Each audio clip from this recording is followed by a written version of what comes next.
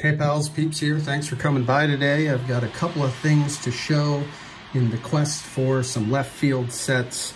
Now these sets aren't from way out in deep left center or down in the corner. These are fairly recognizable sets. These aren't totally out of the box, but out of the box for me up until last year when I started seeking some of these out. But anyway, I digress. There's a few things I just wanted to show with the context of these cards that I put out here. The 1952 Burke Ross, the pair that I own, Allie Reynolds and Ray Noble. Then we've got the two Mother's Cookies, Bob Thurman and Gene Baker. And then a 1949 Remar Bread, Remar Baking Company, Ray Noble. So a couple of months ago, I came across this lot of 1949 Remar bread cards, and they came in this baggie here. I pulled one out here that I want to talk about and top loaded it, but I just figured I'd show you. It was pretty casually packed, especially for cards from 1949. And again, I'm just gonna open these up. We'll flip through these really quick. And the reason I went after this lot was for a player that I will show in just a minute. There was a little bonus, and it's right on top here, Alonzo Perry.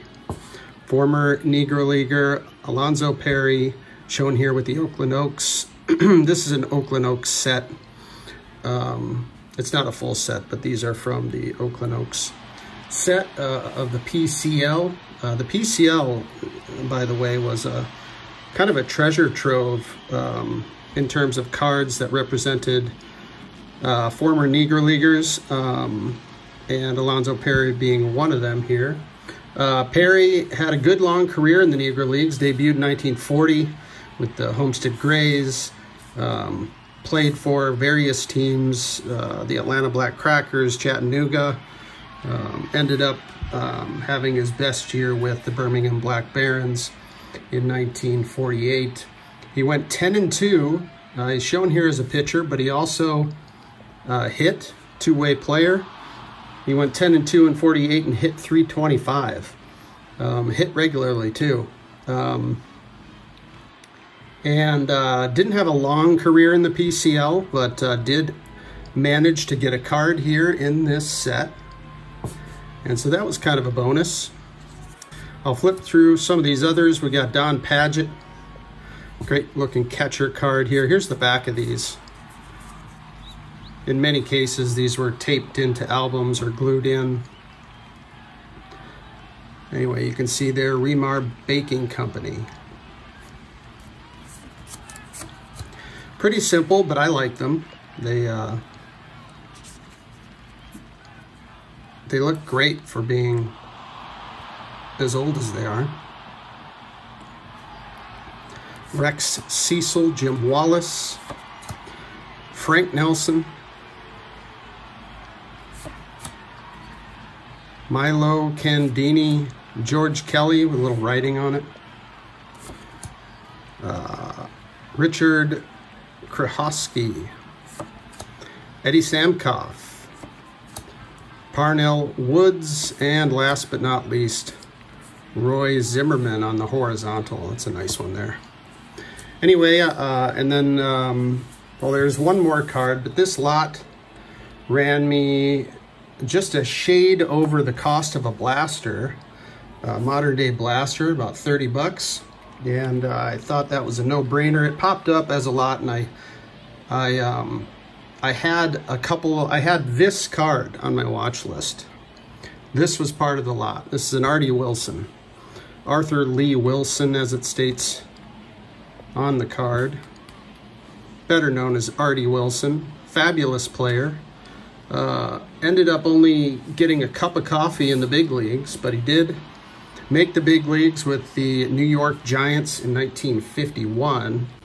And this is the card I was after.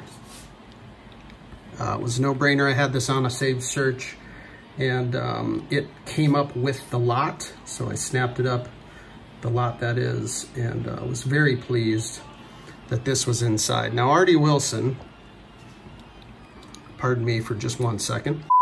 Right, Artie Wilson, the main reason I went after the lot, a Negro League superstar, a 7-time All-Star in the Negro Leagues, then moved on to the PCL, won 2 batting titles in the PCL. He really was in his peak in the PCL. The Yankees owned his rights for a long time. The Giants acquired his rights, and he got his cup of coffee in 1951. Only had 24 plate appearances in the bigs. Of course, he was already in his 30s when he finally got a chance, his prime being in the Negro Leagues and the PCL. But a heck of a player, Artie Wilson, and I am stoked to add this one to the collection. Not a lot of Artie Wilson cards out there. This is one of them. So we paired it up with Ray Noble, of course, both playing for the Oakland Oaks. And actually both were involved in the call-up in 1951. I think the Giants acquired the rights to Noble and Wilson in the same deal from the Yankees, if I'm not mistaken.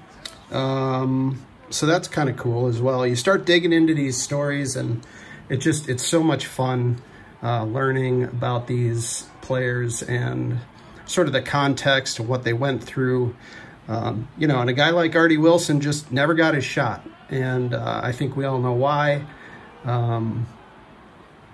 When Artie Wilson got sent back down, actually, it's because they called up Willie Mays. So Willie Mays took the roster spot of Artie Wilson, and Monty Irvin, I was reading about this, Monty Irvin suggested that they could only have an even number of black players on the team so they could room together.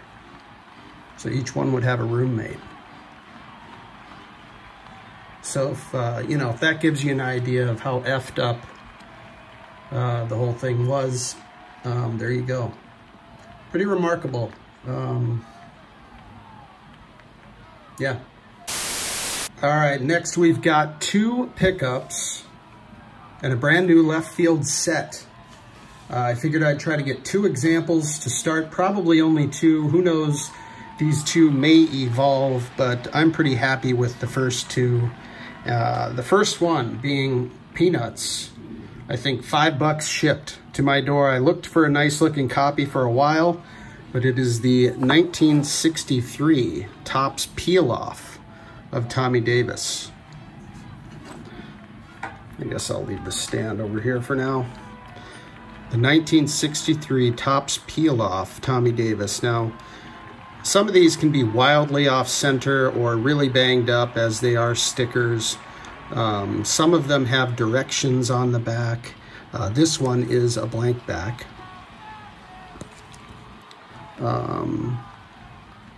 You can see where the adhesive, it's faint on this one, and when I was looking at copies, often there would be this bright line of white all the way across the middle, and that is where the 2 strips of adhesive, the seam of those 2 strips would have been on the back here.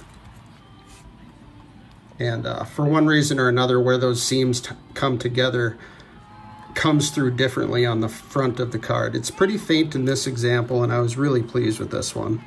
Tommy Davis, of course, in 1963, you know, part of the reason I got this was because in 1963 he won the batting title as well as the World Series. At his peak, no doubt, 62 was a huge season for Tommy Davis.